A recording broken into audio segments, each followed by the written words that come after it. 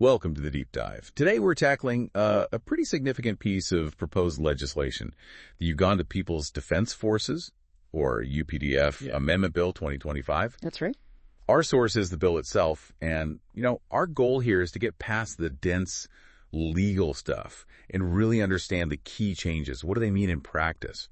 We're looking particularly at how the UPDF might be modernizing its structure, boosting welfare, especially healthcare and pay, and also reforming military justice. Yeah, it definitely looks like a really comprehensive attempt to update the whole legal foundation for the UPDF. It covers so much from the org chart all the way down to how soldiers are cared for and held accountable. Right. The sheer scope is, well, it's quite something. Right. Okay, let's jump into that structure modernization first.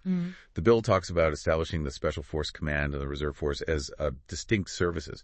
What's the real impact of making that formal separation, compared to how things were? That's a really good question. So before, these forces obviously existed, they operated, but their legal identity wasn't quite as distinct. Right. Formalizing them like this probably allows for more specific administration, maybe different training approaches, dedicated resources for their unique roles. Okay.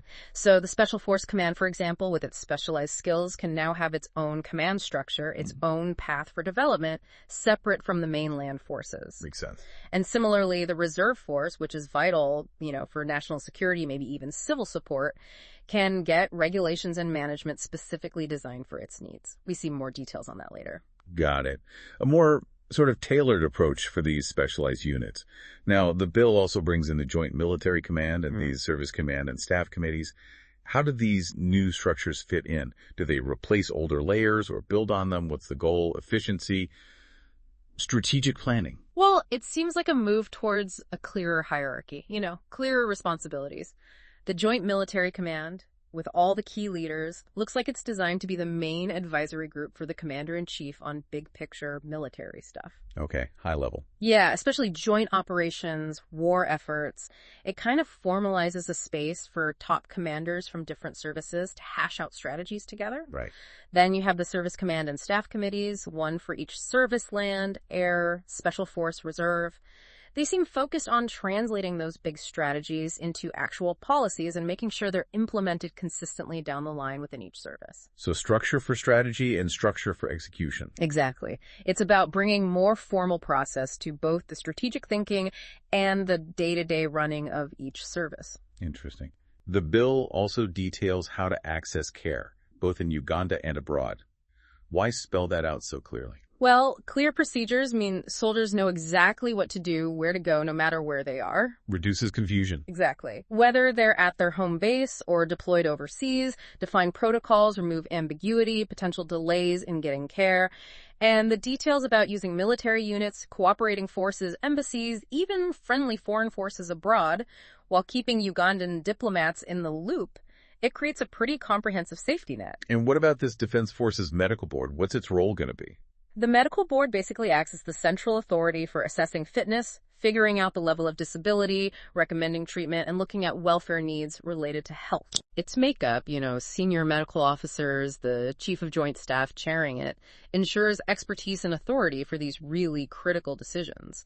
It formalizes the process, aiming for more consistency, more fairness in medical assessments within the UPDF. And it seems the chief of defense forces, consulting this board, sets fitness standards and can order medical exams. How does that help maintain an effective force?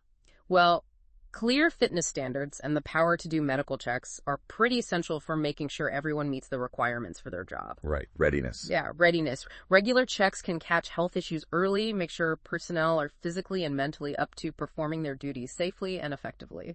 Okay, last point on healthcare. Care for dependents is allowed, but the minister can regulate the specifics, like how many dependents or what services they get. Why keep that control? Extending care to families is a huge benefit, obviously, but it also costs money and resources. So giving the minister the power to regulate the numbers and the scope allows for some flexibility in managing the system, making sure it's sustainable.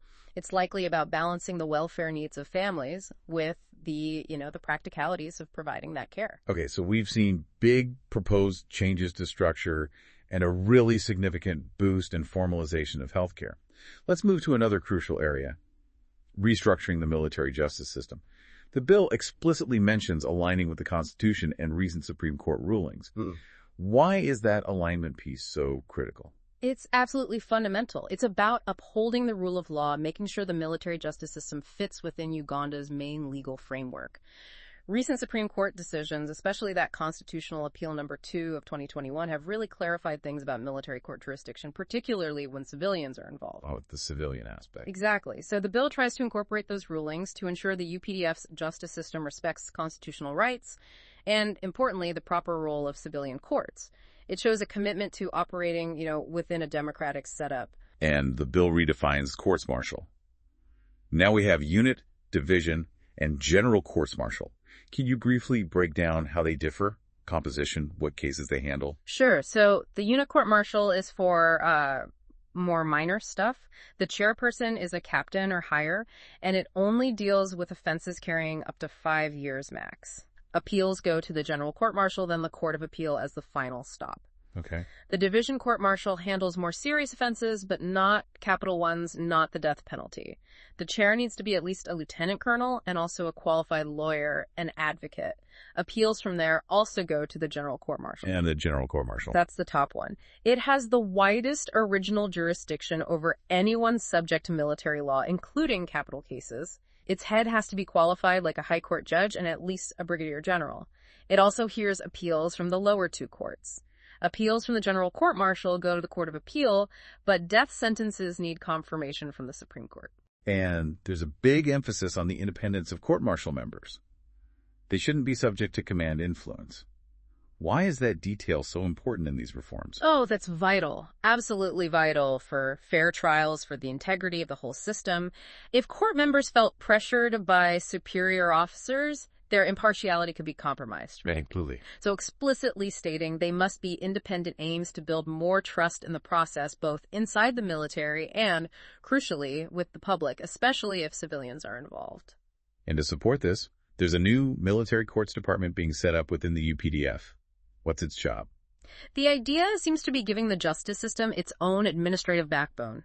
It'll handle the day-to-day running of military justices managing proceedings, assigning lawyers for prosecution and defense, providing staff for the courts. Making it run smoother. Hopefully, yeah. Improving efficiency, organization. And importantly, it's headed by the chairperson of the General Court-Martial, which again emphasizes the role of that senior judicial figure. And for accountability within that department, there's a disciplinary committee for judicial officers. How does that work? Right. This committee, working with the Civilian Judicial Service Commission, or JSC, will handle discipline for members of the Military Courts Department, the chairpersons, the legal officers. Involving the JSC is interesting. It is. It adds another layer of oversight, helps ensure disciplinary actions are fair and transparent, and reinforces that idea of judicial independence and accountability, even within the military system. Okay, finally on justice. Significant changes to appeals and getting rid of field courts-martial and unit disciplinary committees. What's the thinking there? Well, the appeal changes seem aimed at clarifying and strengthening the rights of individuals to challenge convictions and sentences. Getting rid of field courts and unit disciplinary committees suggests a move away from maybe more summary types of justice towards a more formal, legally structured court system with clear appeal routes. Due process. Exactly. It fits with the overall goal of aligning with constitutional standards, ensuring better due process. Clarifying appeal rights, including potentially going to the Court of Appeal in certain cases, provides really important safeguards. So definitely big strides in modernizing military justice independence, due process, aligning with the civilian framework seem key. Let's look at another welfare area, disability compensation and pensions. What's changing? This bill introduces a more structured, potentially more supportive system for disability compensation. It talks about monthly payments based on the disability level assessed by that medical board we mentioned, including even an extra allowance if someone needs a helper due to severe disability, plus additional benefits when retiring or discharged because of disability. And the pension rules are getting a major overhaul too. How so? The bill aims to define pensionable service more clearly, spell out exactly when pensions are granted, ensure they're paid promptly, and even factor in salary changes of currently serving officers when calculating pensions for retirees. The goal seems to be a fairer, more reliable pension system. And there's a new pension appeals board. What's that for? That gives service members a formal way to challenge decisions made by the pension authority. It adds a crucial accountability step, a process for reviewing pension disagreements. Right, a recourse. Exactly. And significantly, the bill says the General Pensions Act won't apply to the defense forces anymore. So this new board becomes the specific place for military pension appeals. Leave policy is also getting tweaked to publish schedules, carrying forward leave, even paternity leave. How do these things affect soldiers? Oh, these are bid for work-life balance and morale. A published schedule means predictability, easier planning. Yeah, that helps. Being able to carry forward leave, maybe getting paid for it if it's withheld for too long, adds flexibility. And introducing paternity leave, even just 4 working days to start, acknowledges family responsibilities. Little things like this can really boost morale, make the work environment feel more supportive. Okay, and finally, the bill formalizes a system for service medals and recognition. Why put a formal structure around medals? Having a formal system makes the process clear, transparent. It's about recognizing achievement, dedication, sacrifice in a consistent way. Setting up a Defense Forces Service Medals Committee with people from different services helps ensure fairness. Defining how medals are awarded or even revoked, how they should be worn, the order of precedence, even formalizing those letters after someone's name, it all adds to the prestige and meaning of the awards. It builds a culture of recognition. So this amendment bill really does cover a lot of ground, doesn't it? From the core structure of the UPDF to the welfare and recognition of every member.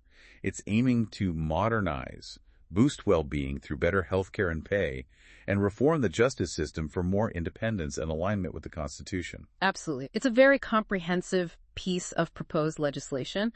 If it's implemented well, it could significantly change the legal and institutional landscape of the UPDF. That focus on judicial independence, clarifying civilian jurisdiction, that really signals a commitment to constitutional principles within the military itself. So thinking about all these reforms together, especially that emphasis on judicial independence and being clearer about when civilians fall under military law, how might these changes actually affect the relationship between the military and Ugandan civilian society in the future? It feels like it could build more transparency, maybe more accountability. That's a really great question to ponder. By strengthening the independence of military justice and defining its limits more clearly, especially with civilians, this bill absolutely has the potential to build greater public trust. A more transparent, more accountable military justice system, well, that can only help strengthen the bond between the military and the people they serve, fostering, hopefully, a greater sense of security and respect for the rule of law all around. A really important point to end on there. If you, the listener, are interested in digging deeper into the details, the full text of the Uganda People's Defense Forces Amendment Bill 2025 is out there. Thanks for joining us for this deep dive.